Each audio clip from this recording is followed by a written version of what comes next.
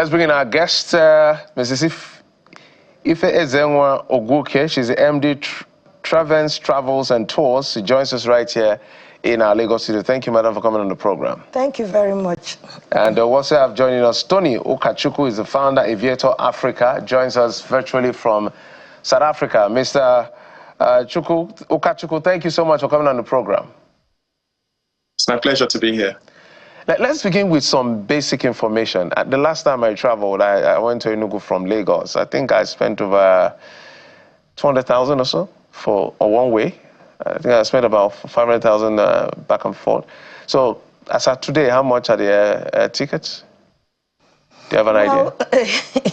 It's a dicey situation, actually, because you could still spend that amount depending on your destination. So it's the same.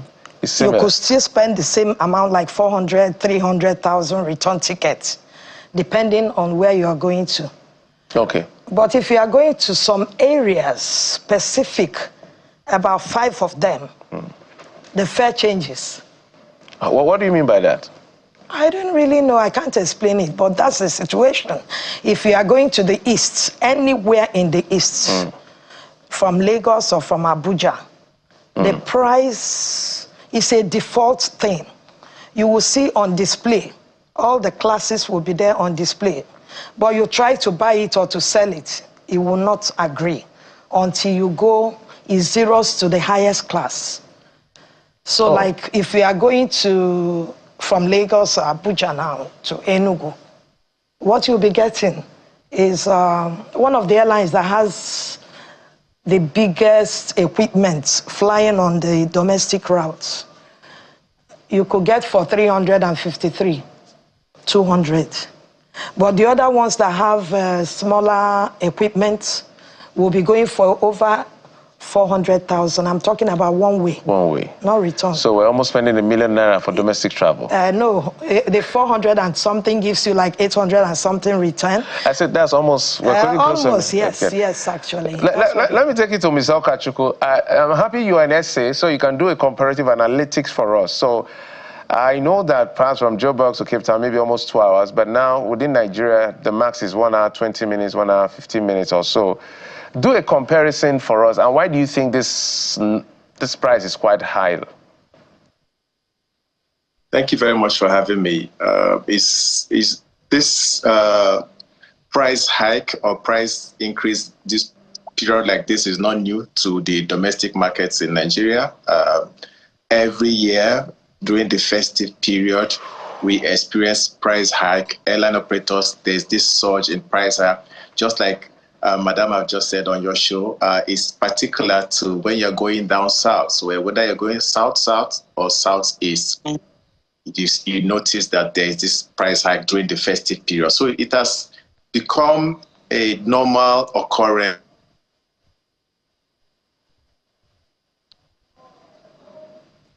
Because perhaps of the influx. So basically, that's what we see. But if you're looking at the comparative analysis, it doesn't happen like this elsewhere, whether it be it in UK, whether it be it in South Africa, where I am right now. The prices stay stable.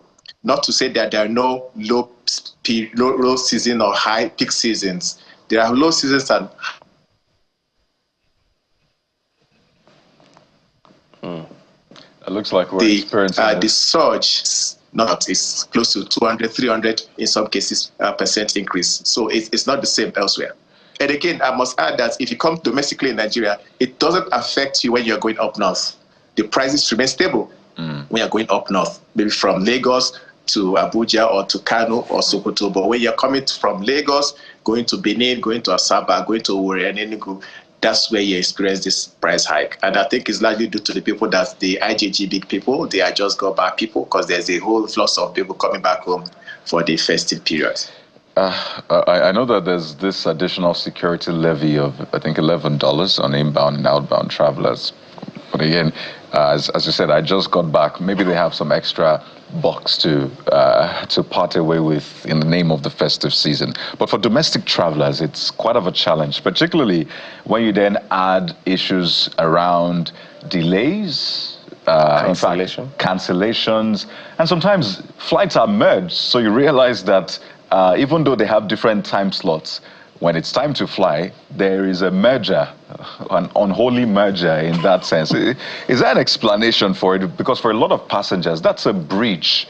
And because some of them don't have time to pursue it, it keeps happening time and again.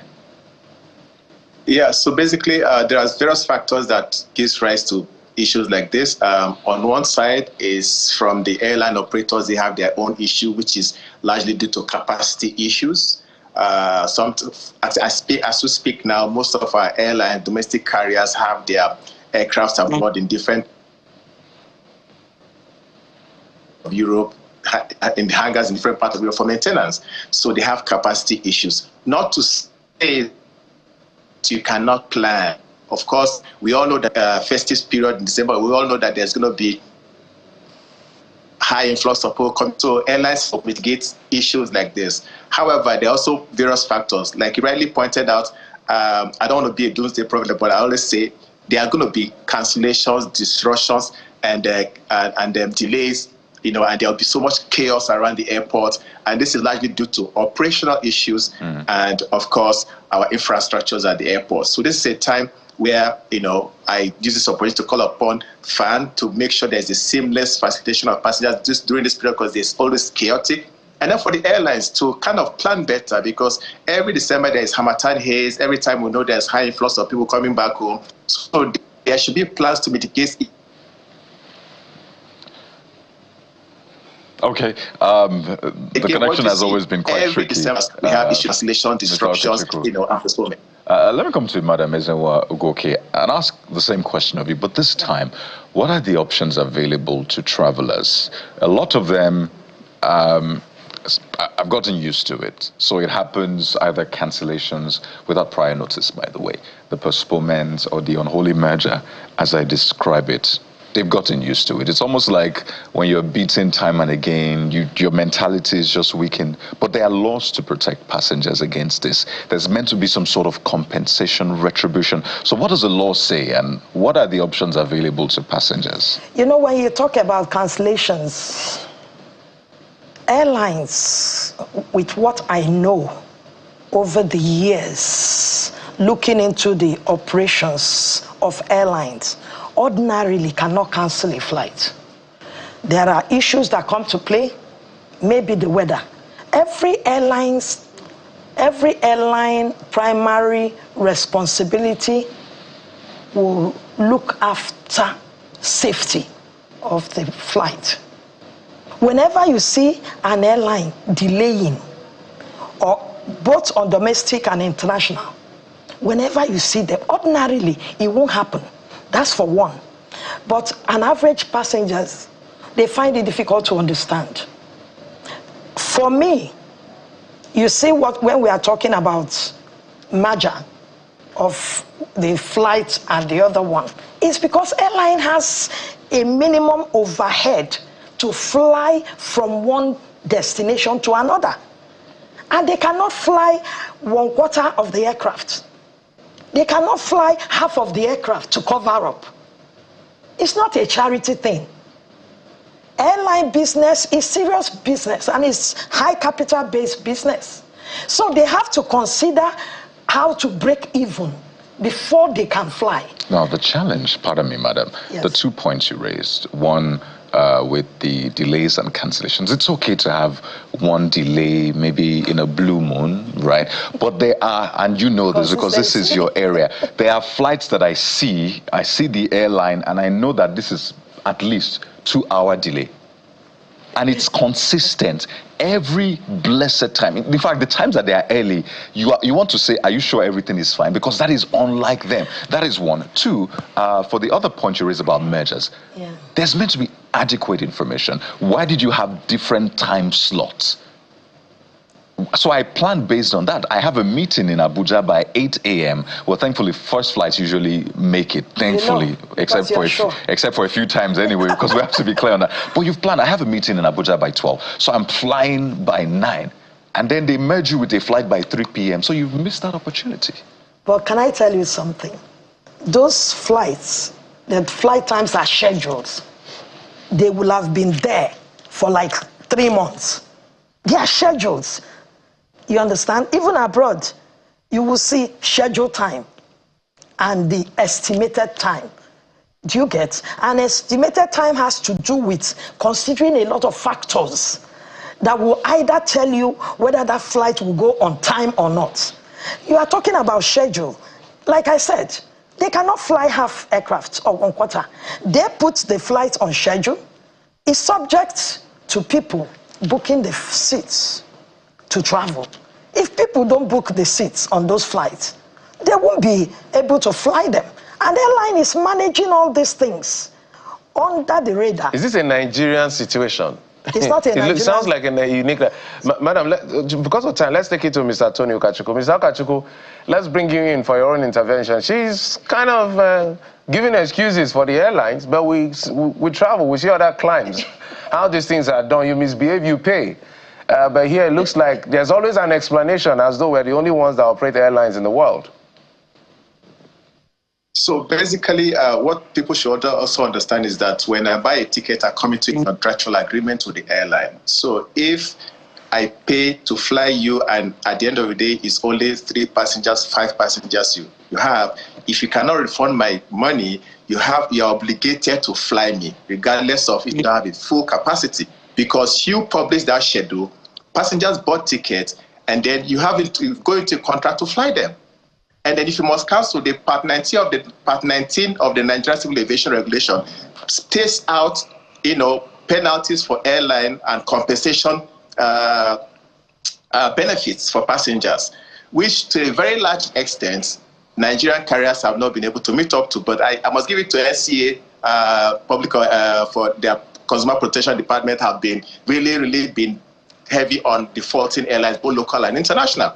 But a lot needs to be done. But to answer your question, aviation is a global business. There's no Nigeria way of doing business, aviation, or South African or Europe.